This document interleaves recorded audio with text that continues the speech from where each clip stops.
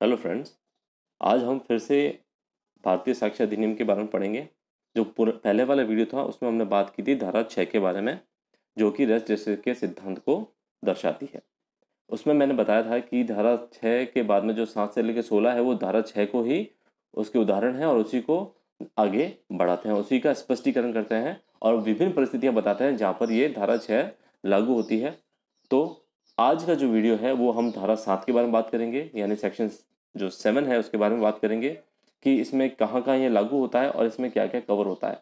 अधिकतर जो हमारे कंपटीशन एग्जामिनेशन आते हैं उसमें हम धारा 6, 7, 8, 9, 10 में ये कन्फ्यूजन हो जाती है। लोग यही समझ नहीं पाते कि धारा 7 कहाँ लगेगी और धारा 9 कहाँ लगेगी या 8 कहाँ लगेगी। तो चलिए शुरू करते हैं धारा 7 के बारे में। तो धारा जो 7 है वो कहती है वे तथ्य जो विवादित तथ्य के प्रसंग, हेतुक और परिणाम है वो सुसंगत होते हैं। अब कहाँ पर एक बार बेसिकली सेक्शन के बाद जनरल पढ़ लेते हैं। वे तथ्य सुसंगत है जो सुसंगत तथ्यों या विवादित तथ्यों, देखिए धारा 6 में हमने बात की थी सिर्फ विवादित तथ्यों से जो बताते हैं, विवादित तथ्यों से जो रिलेटेड है उनके बारे में। लेकिन जो धारा 7 है उसको थोड़ा एलोबरेट करती है और उसको कहती है सुसंगत तथ्यों विवादित तथ्यों के अविविध या अन्यथा प्रसंग, हेतु, परिणाम है या जो वस्तु स्थिति को घटित करते हैं जिसके अंतर्गत वे घटित हुई या जिसके उनके घटने और व्यवहार का अवसर प्रदान किया। नहीं है कि यहाँ पर 4 चीजें हैं जो सेक्शन 7 को समझने की जरूरी है। पहला प्रसंग, दूसरा है हेतुक, तीसरा है परिणाम और चौथा है अवसर। अब इसको पूरी तरह से समझ लेते हैं। ये 4 चीजें क्या कहती है। 4 चीजें, पहला है प्रसंग। प्रसंग क्या है, यानी कि प्रसंग का मतलब है एक पर्टिकुलर टाइम।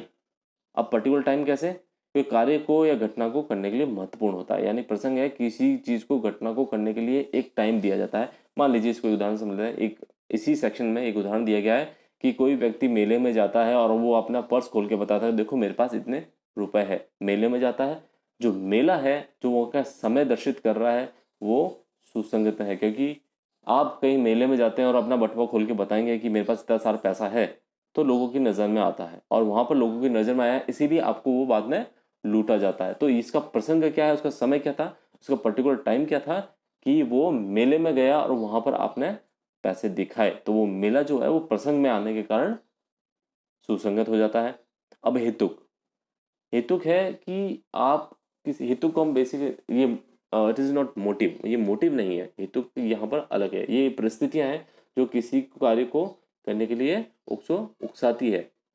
यानी कि मैं आपने जैसे कि अभी इसी बटुए की बात करते हैं, मेला गया, मेरा तो प्रसंग हो गया, लेकिन आपने लोगों को पैसा दिखा दिया। अब लोगों को पैसा दिखाया तो वहां पर हेतु क्रिएट हो गया, यानी कि लोगों को उसके प्रति आकर्षण हुआ, उस कार्य को करने के लिए आकर्षण हुआ कि इसके पास पैसे हैं, इसको लूटा जा सकता है। ये अकेला घूम रहा मेले में, जैसे ही बाहर निकलेगा हम इसको पकड़ के इससे पैसे लूट लेंगे। तो ये जो है लोगों को आकर्षित करता है, यानी कि आपको वो घटना कारित करने के लिए उस व्यक्ति को आकर्षित किया है। यानी कि जैसे कि मान लीजिए आपको लूटा है और लूटने वाला मैं हूं, मैंने आपके बटुए में पैसे देख लिए थे, तो ये मुझे आकर्षित कर रहा है। मैं तो प्रवृत्ति है मेरी लूटने की, लेकिन मुझे आकर्षित क्यों किया, आपके ही प्रति आकर्षित क्यों किया, क्योंकि आपने वो पैसे दिखा दिए। मैंने उसी आकर्षण के चक्कर में उसी पैसों को लूटने के लिए अपना लूट किया है, ये जो मैंने कार्य किया है। तो ये जो प्रसंग है, प्रसंग, मेला और वो हेतुक, यानी कि वो आकर्षण जो हुआ वो बाह्य परिस्थिति है, वो हेतुक है। ये दोनों अलग अलग सुसंगत है। अब तीसरा पार्ट है किसी चीज का परिणाम। अब कोई भी कार्य किया जाता है तो उसका कोई ना कोई परिणाम निकलता है। यहाँ पर परिणाम का मतलब सिर्फ उसका जो कॉन्सिक्वेंस वो नहीं है। परिणाम का एक तो मतलब इंग्लिश में बात करें consequence, it is not only consequence, ये है कि उसके इफेक्ट क्या है। यहाँ इंग्लिश वर्ड है इफेक्ट, यानी कि उस कार्य को करने पर जो इफेक्ट हुए हैं, जो परिणाम हुए हैं। जैसे कि हम इसी लूट वाले उदाहरण को आगे ले लेते हैं। लूट में क्या हुआ, आपने पैसे दिखाए मेले में, प्रसंग, और ये हो गया हेतुक। अब जैसे आप बाहर निकले, मैं आपके पीछे गया, मैंने आपको धक्का दिया, आप नीचे गिरे, मैंने आपका पर्स निकालने के लिए आपकी जेब में हाथ डाला और खींच के पर्स को निकाला, जैसे आपकी जेब फट गई, थोड़ा हाथामुक्की हुई, आपका खून भी गिरा, मुंह में से खून भी आया, आपकी चप्पल टूट गई और मैं वहां से भाग गया।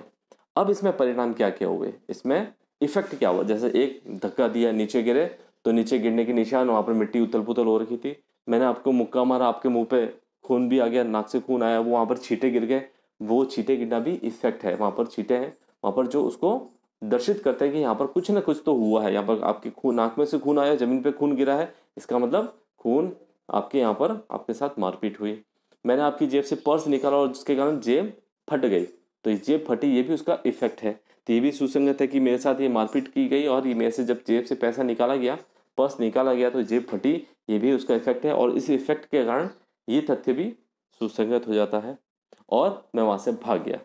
चप्पल भी, मैंने जैसे आपको बोला चप्पल टूटी, तो चप्पल टूटा हुआ है, वो वहाँ पर चप्पल टूटा हुआ पड़ा है, तो वो भी इसके कारण कि वो लूट का इफेक्ट है, वो उस कार्य का इफेक्ट है, और इस इफेक्ट के कारण वो सुसंगत है। क्योंकि लूट है, आपने जो स्टोरी पुलिस थाने में बताएंगे, जैसे आप एफआईआर दर्ज करवाते हैं तो आप पूरी स्टोरी बताएंगे कि मैं वहाँ जा रहा था, मुझे किसी ने पीछे से धक्का दिया, फिर मेरे साथ मारपीट की, और मेरे वहाँ मारपीट करने से मेरी जेब से पैसा निकाला और भाग गया, जिसमें मेरे मुंह पे चोट आई, मेरे मुंह से खून आया, फिर मेरी जेब फट गई। ये उस विवादित तथ्य को कि आपको लूटा गया, और सुसंगत तथ्य कि लूटा गया और उसके साथ में आपके साथ मारपीट हुई, या आपके साथ मारपीट हुई या नहीं हुई, तो ये भी एक विवादित तथ्य है। तो आपके साथ मारपीट हुई, उसको भी ये उसके परिणाम दिखाता है, इसलिए वो सारे जो इफेक्ट्स हैं वो सुसंगत हो जाते हैं। ठीक है, अब तीसरा है अवसर देता है। अब कोई भी काम बिना अवसर के तो होता नहीं है, ठीक है ना, अवसर होगा ही तो ही कोई कार्य होता है। अब अवसर क्या मतलब, अवसर का मतलब है आपको अपॉर्चुनिटी, आपको वो टाइम पता हो कि आप उसको कैसे कर सकते हैं। अवसर अब इसी लूट वाले में कर देते हैं, मेला प्रसंग हेतु पैसे देखे, फिर परिणाम आपको मारपीट हुई। अब इसमें अवसर कहाँ है, अवसर ये है कि मेले से आप रात को अकेले जा रहे थे, और मुझे पता है कि आप अकेले जाएंगे, क्योंकि मैं आपको जानता हूँ, मैं आपके घर के पीछे ही रहता हूँ, इसलिए मुझे पता है कि ये इसके साथ में परिवार वाला कोई नहीं है, आज इसके पास गाड़ी भी नहीं है, और ये अकेला ही जाएगा। तो ये मुझे अवसर मिल गया कि ये कौन सी गली से जाएगा, कि ये यार पैदल जाएगा, तो दूसरा जो रास्ता है वो लंबा है, जहाँ पर भीड़ भाड़ रहती है, लेकिन अब पैदल है, इसलिए ये पीछे वाली गली से, जहाँ पर कोई नहीं होता, जहाँ पर एकदम सुनसान है, उस रास्ते से ये घर पे जाएगा। ये मुझे अवसर मिल गया। तो ये जो अवसर है, मुझे अपॉर्चुनिटी मिली हुई है कि ये जब उस गली से जाएगा तो मैं इसके साथ में यही लूट कर पाऊंगा। तो ये जो अवसर है, ये भी यहाँ पर सुसंगत हो जाता है। वहां पर उदाहरण भी दिया गया है, जिसको आप देख सकते हैं। या फिर जिसमें जहर का है कि मुझे पता है कि वो खाना खाएगा, तो मैंने वो साथ में खाना खाऊंगा, मैं इसके जहर मिला दूंगा, तो ये एक तरह का अवसर है। ये अवसर जो है धारा 7 में जो चारों चीजें हैं, प्रसंग, हेतु और परिणाम और अवसर, इन चारों चीजों को ये सब सुसंगत में आते हैं और इनके लिए एविडेंस दी जा सकती है। तो धारा 7 6 को ही आगे बढ़ाता है और धारा 7 को इस प्रकार से समझा जा सकता है। Thank you.